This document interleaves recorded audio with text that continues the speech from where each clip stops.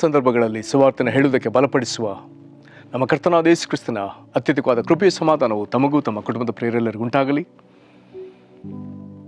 ಹೃದಯಂಗಮ ಮಾತು ಎನ್ನುವ ಮುಂಜಾನೆ ವಾಕ್ಯದಾನದ ಸರಣಿಯಲ್ಲಿ ಈ ತಿಂಗಳು ನಾವು ಮಹತ್ವವುಳ್ಳ ಸುವಾರ್ತೆಯ ಮಹತ್ವ ಎಂಬುವ ಶೀರ್ಷಿಕೆಡಿಯಲ್ಲಿ ವಾಕ್ಯವನ್ನು ಧ್ಯಾನಿಸುತ್ತಿರುವಲ್ಲಿ ಈ ದಿನ ನಾವು ಧ್ಯಾನಿಸುವಂಥ ದೇವರ ವಾಕ್ಯದ ಭಾಗವು ಅಪೊಸ್ತಲರ ಕೃತ್ಯ 8ನೇ ಅಧ್ಯಾಯ 5ರಿಂದ 8 ವಚನಗಳು. ಅಪೊಸ್ತಲರ ಕೃತ್ಯಗಳು 8ನೇ ಅಧ್ಯಾಯ 5ರಿಂದ 8 ವಚನಗಳು. ಫಿಲಿಪ್ಪನು ಸಮಾರ್ಯ ಎಂಬ ಪಟ್ಟಣಕ್ಕೆ ಹೋಗಿ ಕ್ರಿಸ್ತನನ್ನು ಅಲ್ಲಿರುವವರಿಗೆ ಪ್ರಕಟಿಸಿದನು.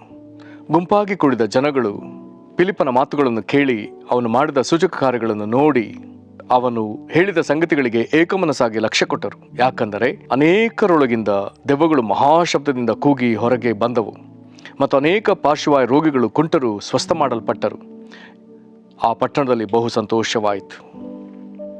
ಈ ವಾಕ್ಯಗಳನ್ನ ಗ್ರಹಿಸೋದಕ್ಕೆ ನಾವು ಶಕ್ತರಾಗುವಂತೆ ದೇವರು ತಾನೇ ನಮ್ಮ ಮನೋನೇತ್ರಗಳನ್ನು ಬೆಳಗಿಸಿ ತನ್ನ ಜ್ಞಾನವುಳ್ಳ ಆತ್ಮದಿಂದ ನಮ್ಮನ್ನು ತುಂಬಿಸಲಿ.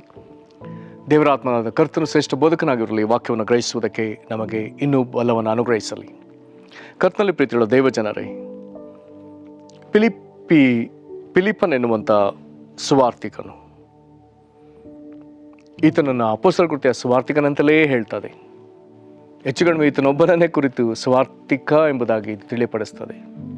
ಇರಲಿ, ಹಾಗಾದರೆ ಸುವಾರ್ತೆ ಸಾರುವ ಒಂದು ಕಾಯಕವಿದೆ, ಜವಾಬ್ದಾರಿಯೂ ಇದೆ ಅಂತ ಒಂದು ಕಚೇರಿಯು ಅಂತ ಜವಾಬ್ದಾರಿ ಸೇವೆ ಇದೆ ಎಂಬುದನ್ನು ಈ ಮೂಲಕ ನಾವು ತಿಳ್ಕೊಳ್ಳುವುದಕ್ಕೆ ಸಾಧ್ಯ. ಈತನು ಯೆರೂಸಲೇಮಿನಲ್ಲಿ ಮಹಾಹಿಂಸೆಯು ಸ್ಫೋಟಗೊಂಡಾಗ ಆತನು ಅಲ್ಲಿಂದ ಚದರಿದ ಜನರಲ್ಲಿ ಈತನು ಒಂದು ಕಡೆ ಚದರಿ ಹೋದವನೇ. ಚದರಿ ಹೋದವರು ಏನು ಮಾಡಿದ್ರು ಎಂಬುದನ್ನು 4ನೇ ವಚನದಲ್ಲಿ ವಿಚಿತ್ರವಾಗಿ ಹೇಳ್ತದೆ. ಚದರಿ ಹೋದವರು ಅಲ್ಲಲ್ಲಿ ಹೋಗಿ ಸುವಾರ್ಥ ವಾಕ್ಯಗಳನ್ನು ಸಾರುತ್ತಿದ್ದರು. ಎಂಥ ವಿಚಿತ್ರವಾದ ವಿಷಯ! ಹಿಂಸೆಯಿಂದ ತಪ್ಪಿಸಿಕೊಂಡು ಓಡುವವರು ರಭಸಾಗಿ ಓಡುವಾಗ ತಮ್ಮ ಕುಟುಂಬದವರೊಂದಿಗೆ ಓಡಿದಾರೋ ನಮಗೆ ಗೊತ್ತಿಲ್ಲ. ಕುಟುಂಬವಾಗಿ ಚದರಿ ಹೋಗಿದಾರೋ ಗೊತ್ತಿಲ್ಲ. ಅಥವಾ ಗಂಡನು ಒಂದೆಡೆ, ಹೆಂಡತಿ ಒಂದೆಡೆ, ಮಕ್ಕಳು ಒಂದೆಡೆ, ಹೀಗೆ ಚದರಿದ್ದಾರೋ ಗೊತ್ತಿಲ್ಲ. ತಮ್ಮ ಪ್ರಾಣ ಉಳಿದರೆ ಸಾಕು ಎಂಬುದಾಗಿ ಓಡಿದ್ದಾರೆ. ಹಾಗೆ ಓಡಿ ಬೇರೆ ಸ್ಥಳಕ್ಕೆ ಸೇರಿದವರಿಗೆ ಮನೆ ಇದೆಯಲ್ಲೋ ಗೊತ್ತಿಲ್ಲ, ಊಟವಿದೆಯಲ್ಲೋ ಗೊತ್ತಿಲ್ಲ, ಅವರ ಕೈಗಳಲ್ಲಿ ಕಾಸಿದೆಯಲ್ಲೋ ಗೊತ್ತಿಲ್ಲ, ಅವರು ಬಿಟ್ಟು ಹೋದ ಸಂಪತ್ತುಗಳು ಏನೋ. ಹಾಗಾದರೆ ಅವುಗಳ ಒಂದು ಚಿಂತೆ ಮಾಡದೆ, ಯಾವುದರ ಪರಿವಿಲ್ಲದೆ ಅವರುಗಳು ಮಾಡ್ತಿರುವಂಥದ್ದು, ಅವರು ಹೋದ ಕಡೆಯಲ್ಲೆಲ್ಲ ತಮ್ಮನ್ನು ಲೆಕ್ಕಿಸದೆ ಸುವಾರ್ತೆನ ಸಾರ್ತಿದ್ದಾರೆ. ಪ್ರೇರೆ, ಎಂಥ ಅದ್ಭುತವಾದ ವಿಷಯ! ನಮ್ಮನ್ನು ನಾವೇ ನಮ್ಮ ಕುರಿತೇ ಚಿಂತಿಸಿಕೊಳ್ಳುವ ಕಾಲ ಈ ಕಾಲ. ಆದರೆ ಇಲ್ಲಿ ಅವರಂಥ ಘೋರ ಬಾಧೆಗಳಲ್ಲೂ ತಮ್ಮ ಕುರಿತು ಚಿಂತಿಸಿಕೊಳ್ಳದೆ ಜನರು ರಕ್ಷಣೆ ಹೊಂದಬೇಕು, ಅವರ ಆತ್ಮಗಳಿಗಾಗಿ ಚಿಂತಿಸುವ ಜನಕೂಟ. ಹೀಗೆ ಹೋದವರಲ್ಲಿ ಫಿಲಿಪ್ಪನೊಬ್ಬನು. ಅವನು ಸಮಾರ್ಯ ಎಂಬ ಪಟ್ಟಣಕ್ಕೆ ಹೋಗ್ತಾನೆ. ಅಲ್ಲಿ ಹೋಗಿ ಕ್ರಿಸ್ತನನ್ನು ಪ್ರಕಟಿಸ್ತಾನೆ. ಅಲ್ಲಿ ಸೇರಿ ಬಂದ ಜನರು ಗಮನಿಸಿದ್ದು 2 ಸಂಗತಿ. 6ನೇ ವಚನ ಸ್ಪಷ್ಟವಾಗಿ ಹೇಳ್ತದೆ. ಅಲ್ಲಿ ಸೇರಿ ಬಂದ ಜನಕೂಟ ಗಮನಿಸಿದ 2 ಸಂಗತಿ. ಒಂದು, ಫಿಲಿಪ್ಪನ ಮಾತುಗಳು ಮತ್ತು ಅವನ ಕಾರ್ಯಗಳು. ಸುವಾರ್ತೆಯಲ್ಲಿ ಮಾತು ಮಾತ್ರವಿಲ್ಲ, ದೇವರ ರಾಜ್ಯವು ಮಾತಿನಲ್ಲಿ ಮಾತ್ರವಿಲ್ಲ, ಶಕ್ತಿಯಲ್ಲಿದೆ, ಆದರೆ ಕಾರ್ಯದಲ್ಲಿದೆ. ಜೀವ ಎಂಬುದಾಗಿರುವುದಾದರೆ ಚಟುವಟಿಕೆ ಇದೆ. ಖಾಲಿ ಮಾತಲ್ಲ, ಒಣ ಮಾತುಗಳಲ್ಲ. ಪ್ರೇರೆ, ಹಾಗಾದರೆ ಆ 6ನೇ ಮಾತಿಗೆ ಹೋಗೋಣ. ಗುಂಪಾಗಿ ಕೂಡಿದ ಜನಗಳು ಫಿಲಿಪ್ಪನ ಮಾತುಗಳನ್ನು ಕೇಳಿ ಅವನು ಮಾಡಿದ ಸೂಚಕ ಕಾರ್ಯಗಳನ್ನು ನೋಡಿ, ಮಾತನ್ನು ಕೇಳುವವರು ಈ ಮಾತಿನಲ್ಲಿ ವಿಶೇಷವಿದೆ ಎಂಬಂಥ ಕಾರ್ಯಗಳನ್ನು ಸಹ ಕಣ್ಣಾರೆ ಕಂಡಿದ್ದಾರೆ. ನಡೆದದೇನು? ಅವರು ಅವನ ಮೂಲಕ ನಡೆದ ಕಾರ್ಯಗಳನ್ನು ಕಂಡು ಏಕಮನಸ್ಸಾಗಿ ಎಲ್ಲರೂ ಲಕ್ಷ್ಯ ಕೊಟ್ಟಿದ್ದಾರೆ. ಇಲ್ಲಿ ಇವನ ಮಾತಿನಲ್ಲಿ ಏನೋ ವಿಶೇಷವಿದೆ. ಇವನು ಒಂದೊಂದು ಮಾತು ನುಡಿಯುವಾಗ ಇಲ್ಲಿ ನೆರೆದ ಜನರಲ್ಲಿ ಏನೋ ವಿಶೇಷಗಳು ಜರುಗ್ತದೆ. ಮೊಟ್ಟಮೊದಲಾಗಿ ಬರ್ತದೆ.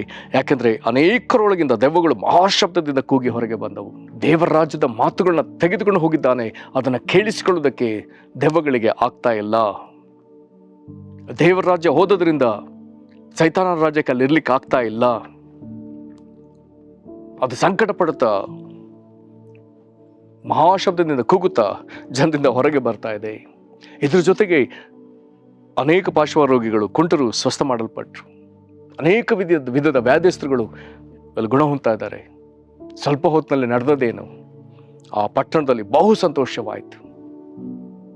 ಹಿಂದೆ ಎಂದಾದರೂ ಈ ಪಟ್ಟಣ ಈ ವಿಧದ ಸಂತೋಷ ಅನುಭವಿಸ್ತಲ್ಲ ಗೊತ್ತಿಲ್ಲ. ಪ್ರೇರೆ, ಕೆಲವು ದೇವರ ಸೇವಕರು ಕೆಲವು ಪಟ್ಟಣಗಳಿಗೆ ಕಾಲಿಟ್ಟಾಗ ಅಲ್ಲಿ ಬಂದ ಮಾರ್ಪಾಟಿಗೆ ದೊಡ್ಡ ಸಂತೋಷವೇ ಜರುಗಿದೆ. ಚರಿತ್ರೆಯಲ್ಲಿ ಇಂತಹ ಅನೇಕ ಪಟ್ಟಣಗಳಿವೆ. ಹಾಗಾದರೆ ಸುವಾರ್ತೆಯ ಪ್ರಾಬಲ್ಯ,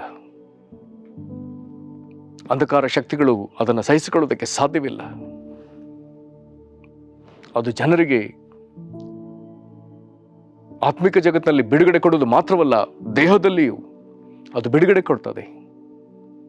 ಜನರು ಸಂತೋಷ ಪಡುವುದಾದರೆ ಅವರ ಹೃದಯ ಮನಸ್ಸು ಎಷ್ಟೋ ಆನಂದ ಪಟ್ಟದೆ. ಕರ್ತನಲ್ಲಿ ಪ್ರೀತಿಯುಳ್ಳ ದೇವಜನರೇ, ಸುವಾರ್ತೆ ಸಾರುವುದಕ್ಕಾಗಿ ಕರ್ತನು ನಿಮ್ಮನ್ನು ನೇಮಿಸಿರುವಲ್ಲಿ, ಸುವಾರ್ತೆ ಸಾರುವುದಕ್ಕಾಗಿ ಕರ್ತನು ನಿಮ್ಮನ್ನು ಕರೆದಿರುವಲ್ಲಿ, ಫಿಲಿಪ್ಪನನ್ನು ಉಪಯೋಗಿಸಿದ ದೇವರು ಸ್ವಾರ್ಥ ಸಾರುವುದಕ್ಕಾಗಿ ಆತುರಪಟ್ಟ ತ್ವರೆಪಟ್ಟ ಫಿಲಿಪ್ಪನನ್ನು ಉಪಯೋಗಿಸಿದಂತೆ ದೇವರು ಈ ಆತುರ ತ್ವರೆಯನ್ನು ಸ್ವಾರ್ಥಕ್ಕಾಗಿ ನಿಮ್ಮೊಳಗೂ ಅನುಗ್ರಹಿಸಲಿ.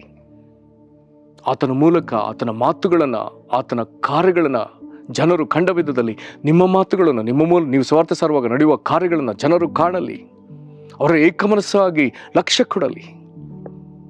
ನಿಮ್ಮ ಮುಖಾಂತರವಾಗಿ ಜನರೊಳಗಿರುವಂಥ ದೆವ್ವದ ಬಾಧೆಗಳು ಚೀರಿಕೊಂಡು ಹೊರಗೆ ಬರಲಿ. ದೇಹದಲ್ಲಿ ನಾನಾ ವಿಧವಾದ ಬಾಧೆ ಕಟ್ಟುಗಳಿರುವವರಿಗೆ ಬಿಡುಗಡೆ ಆಗಲಿ. ಜನರು ಎಂದೂ ಕಾಣದ ಹೃದಯದ ಆನಂದವನ್ನು, ಮನೋಲ್ಲಾಸವನ್ನು ಅನುಭವಿಸಿ ಸಂಭ್ರಮಿಸಲಿ. ಇದರಿಂದ ದೇವರ ನಾಮಕ್ಕೆ ಎಷ್ಟೋ ಮಹಿಮೆ ಆಗಲಿ. ನಿಮ್ಮನ್ನು ದೇವರು ಸ್ವಾರ್ಥ ಸೇವೆಯಲ್ಲಿ ಫಿಲಿಪ್ಪನಿಗೆ ಕೊಟ್ಟ ಯಶಸ್ಸಿನ ಪ್ರಕಾರ ನಿಮ್ಮನ್ನೂ ನಡೆಸಲಿ. ಪ್ರಾರ್ಥನೆ ಮಾಡೋಣ. ಕರ್ತನಾವೀಗ ಕೇಳಿದ ವಾಕ್ಯದ ಪ್ರಕಾರ ಫಿಲಿಪ್ಪನನ್ನು ಪ್ರಬಲವಾಗಿ ಬಲವಾಗಿ ಉಪಯೋಗಿಸಿದ ದೇವರೇ, ಈ ವಾಕ್ಯಗಳನ್ನ ಕೇಳಿ ದೇವರೇ, ನನ್ನನ್ನು ಇಂಥವನ್ನ ನನಗೆ ಮಾರ್ಪಡಿಸೆಂಬುದಾಗಿ ನಿನ್ನ ಬಳಿ ಮೊರೆಯಿಡುವ ಈ ಪ್ರಿಯರನ್ನು ನೀನು ಪ್ರಬಲವಾಗಿ ಉಪಯೋಗಿಸು. ಇವರು ಸುವಾರ್ತೆ ಸಾರುವಾಗ ಮಾತಿನಿಂದ ಮಾತ್ರವಲ್ಲ, ಕ್ರಿಯೆಯಲ್ಲಿಯೂ ಕರ್ತನೆ ನೀನು ತೋರ್ಪಡು ಸ್ವಾಮಿ. ದೆವ್ವಗಳು ಚೀರಿಕೊಂಡು ಹೊರಗೆ ಬರಲಿ. ಜನರೊಳಗೆ ಇನ್ನು ಇರಲಾರದೆ ಅದು ಹೊರಗೆ ಬರಲಿ. ಯೇಸು ಕ್ರಿಸ್ತನ ಹೆಸರಿನಲ್ಲಿ ಅದ್ಭುತಗಳು ನಡೆಯಲಿ. ಕರ್ತನೆ, ರೋಗ ಬಾಧೆಗಳಿಂದ ಬಂಧಿಸಲ್ಪಟ್ಟವರು ಬಿಡುಗಡೆ ಹೊಂದಲಿ ಸ್ವಾಮಿ. ಕರ್ತನೆ, ಪಟ್ಟಣಗಳಲ್ಲಿ ಉಲ್ಲಾಸವಾದಂತೆ ಕರ್ತನೆ, ಇವರ ಸೇವೆಯಲ್ಲಿ ಪಟ್ಟಣಗಳಲ್ಲಿ ಉಲ್ಲಾಸ ಬರಲಿ.